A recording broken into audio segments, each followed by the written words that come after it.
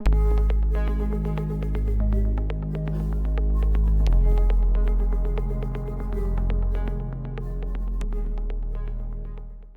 modern life, with its fast pace and many pressures, each of us has felt tired, anxious, or even suffered at some point. But have you ever wondered if there is a path to escape suffering, a way to understand the true nature of life? Buddhism, with its ancient teachings on the Four Noble Truths and the Noble Eightfold Path, has helped millions overcome suffering and find true happiness. But what do these concepts mean? How can we apply them in modern life, amidst the chaos and pressures? Today, let us delve into the Four Noble Truths and the Noble Eightfold Path, analyze the meaning of each concept, and explore how they can guide us to a peaceful life. Part 1. The Four Noble Truths, the Four Noble Realities. The Four Noble Truths are the foundation of Buddhist teachings, helping people understand the nature of suffering and how to overcome it. Each truth in the Four Noble Truths is a step that guides us from the recognition of suffering to the path of ending it. 1. The truth, dukkha, the reality of suffering. The truth of suffering is the first of the Four Noble Truths, pointing out that life inherently contains sufferings and pains that we cannot avoid. It is the recognition of the imperfection in every state of life. The word suffering here not only refers to physical pain, but also includes insecurity, anxiety, and loss. Each of us has moments of feeling that life is incomplete, even if we may be materially or emotionally fulfilled. Aspects of suffering include aging, illness, death, separation, and even dissatisfaction when we do not achieve what we desire. Regardless of who you are, be it a king or an ordinary person, from any class, you must experience birth, aging, illness, and death. Think of a wealthy, famous person who still suffers from depression due to invisible pressures or a sense of inadequacy. This shows that no matter who you are, suffering is an inseparable part of being human. Understanding the truth of suffering allows us to have a more sober view of life. We no longer seek absolute perfection, but learn to accept that suffering is an inevitable part and that we can find ways to alleviate it. Suffering in Buddhism can be compared to desire. In Western philosophy, both suggest that endless craving is the root of suffering. However, the truth of suffering in Buddhism emphasizes letting go rather than chasing desires. 2. The cause, samudaya, the cause of suffering. The truth of the cause of suffering points out that the root of all suffering is craving, desire, and attachment to what we believe brings happiness, but ultimately leads to suffering. Craving is the origin of suffering because when we want to possess or achieve something, we constantly plunge into a cycle of wanting and disappointment. Once we have something, we fear losing it. When we lack it, we yearn for it, creating an endless loop. A person who constantly craves recognition from others will feel distressed if they do not receive it. Or someone attached to success will always worry when they fail to meet their expectations. Understanding the truth of the cause of suffering helps us become aware of our desires, realizing that these desires can lead us away from peace. We can learn to let go, slow down, and seek balance rather than chase illusions. This truth can be compared to the thoughts of Western philosophers like Epictetus and Stoic philosophy. Both point out that attachment and craving are the sources of suffering, but Buddhism advises practicing letting go to find liberation. 3. The cure, nirodha, the cessation of suffering. The truth of the cessation of suffering indicates that suffering can be ended if we terminate craving and attachment. This is the realization that suffering is not eternal and can be liberated. The cessation of suffering is not about eliminating all emotions, but rather achieving a state of nirvana, a state in which a person is free from attachment and experiences inner peace. It is a tranquil state, unaffected by external changes. A person who has attained peace does not feel loss when they do not achieve what they desire, nor do they become overly joyous when successful. They live in satisfaction and tranquility. To realize the cessation of suffering, we need to practice the art of letting go, recognizing that joy does not come from external factors, but from internal contentment. We can find nirvana, even in simple acts like meditation or helping others. The state of nirvana can be compared to the concept of inner freedom in modern philosophy. Both refer to a state of liberation from the constraints of the external world. However, nirvana requires a higher level of enlightenment regarding the nature of all things. 4. The path magga, the truth of the path to the end of suffering. The truth of the path indicates that to end suffering, we need to pursue an eightfold path, also known as the Noble Eightfold Path, which includes right understanding, right thought, right speech, right action, right livelihood, right effort, right mindfulness, and right concentration. The Noble Eightfold Path is a comprehensive journey that is not limited to the mind, but also applies to actions and daily living. Each aspect plays a vital role in helping individuals attain peace and inner freedom. A person who practices right speech will speak the truth and refrain from harmful words, thus fostering good relationships. A practitioner of right mindfulness will focus on the present moment and find peace within it. Pursuing the truth of the path means changing our mindset and actions to live more slowly, appreciating and being responsible for ourselves and those around us. The Noble Eightfold Path can be compared to ethical principles found in many philosophies and religions. However, it differs in that it is not a set of rigid rules, but rather a lifestyle aimed at achieving enlightenment. Let us delve into each aspect of the Noble Eightfold Path and explore how they can help us live happier and more peaceful lives. 1. Right view.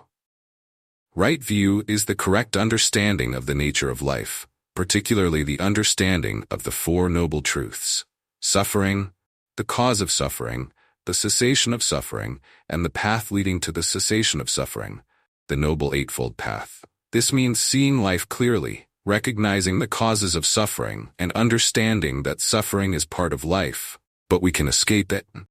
Right view is not only about awareness, but also serves as the foundation that helps us adjust our thoughts and actions. If we view everything through a negative or distorted lens, it can lead to harmful actions toward ourselves and others. Conversely, with right view, we see things truthfully and calmly. Suppose you encounter difficulties at work. Instead of feeling discouraged and thinking you are not good enough, remember that suffering is a natural part of life. Recognizing this helps you face challenges calmly and find solutions instead of giving up. Focus on developing right view by learning, reading spiritual books, and asking yourself, am I seeing the truth? And am I being controlled by emotions? Right view can be compared to positive thinking or modern philosophies about awareness, like viewing life with gratitude.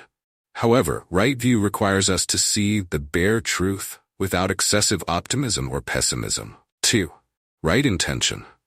Right intention involves having pure and kind intentions, free from greed, hatred, and delusion.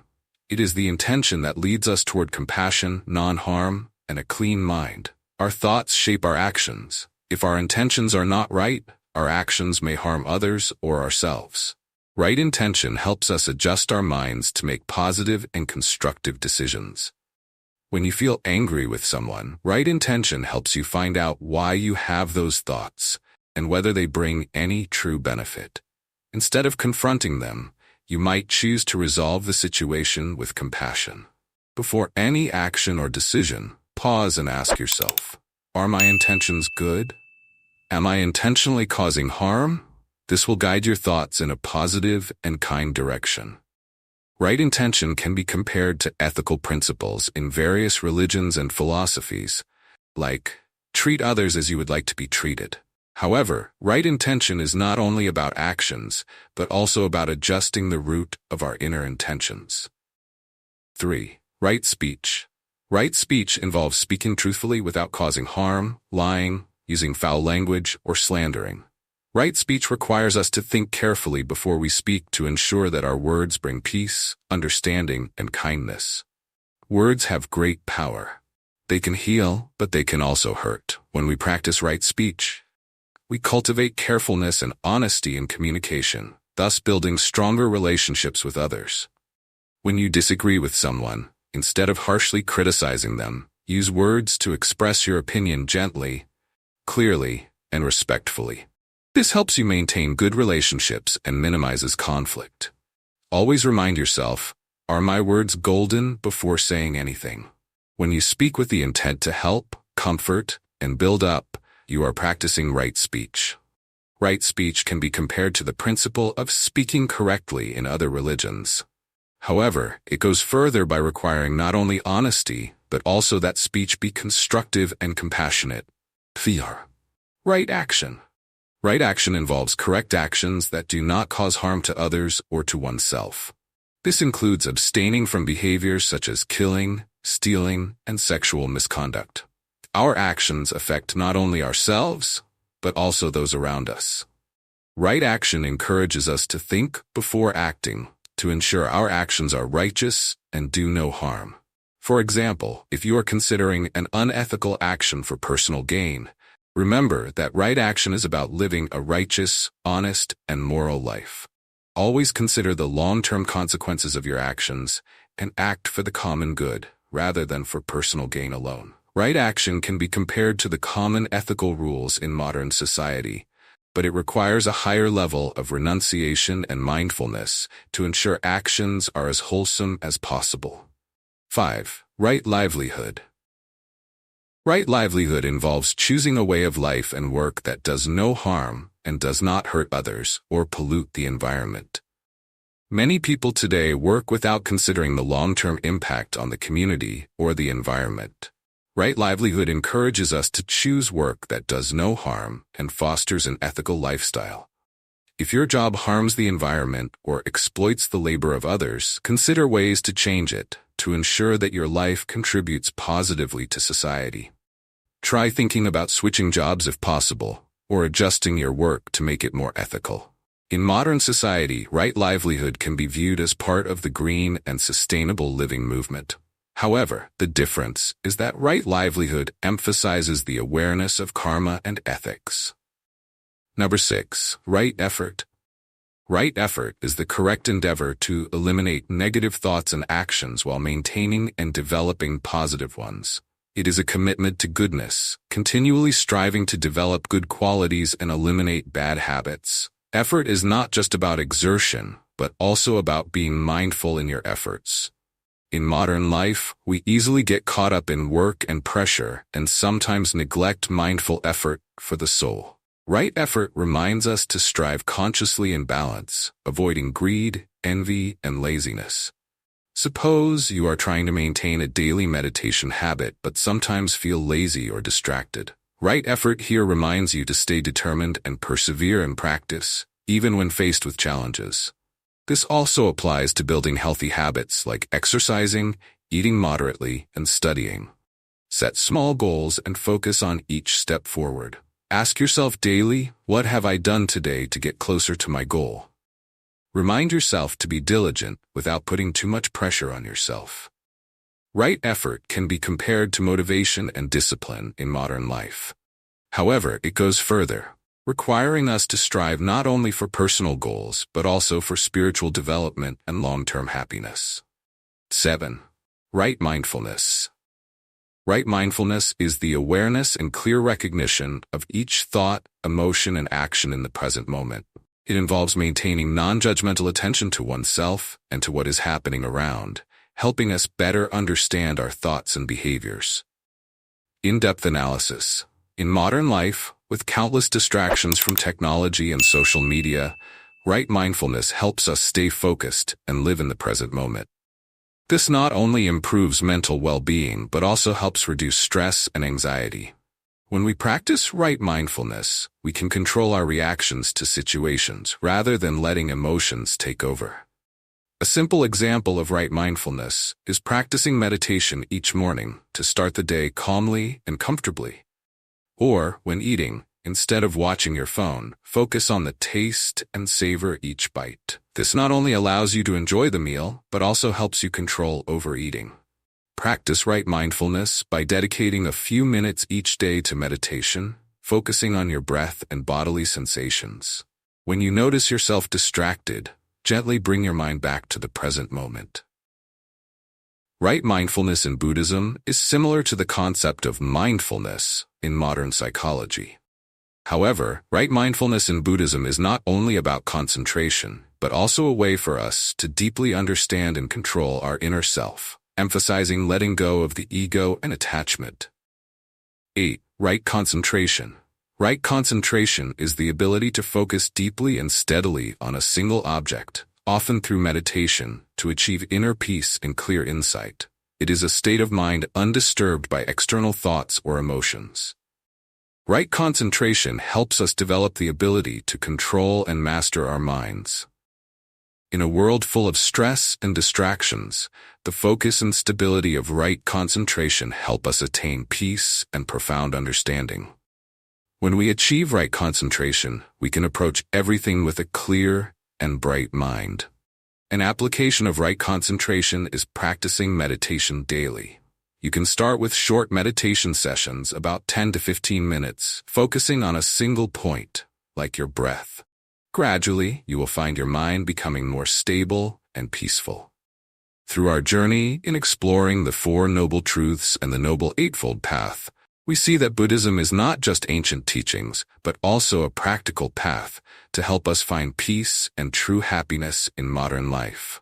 Each concept can be applied to daily life, helping us understand the nature of suffering, recognize and overcome it, and build a meaningful life. The Buddha once said, "Be a light unto yourself.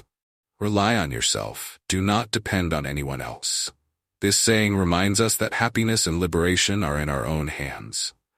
The Four Noble Truths and the Noble Eightfold Path are guiding lights, helping us self-discover and practice toward enlightenment.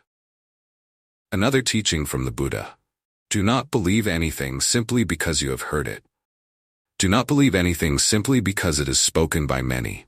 Observe and analyze for yourself, and if you find it reasonable and beneficial for all, accept it and live by it. This is the core spirit of Buddhism: self-awareness, practice, and experience to create transformation from within. By applying the Four Noble Truths and the Noble Eightfold Path, we not only find peace within ourselves, but also spread these values to those around us. Hopefully, these teachings and values will inspire you on your journey to seek happiness and peace. If you want to explore more about Buddhist teachings and practices, don't forget to follow to watch the next videos. Experience for yourself, for true happiness always begins from within us. Thank you for joining this video.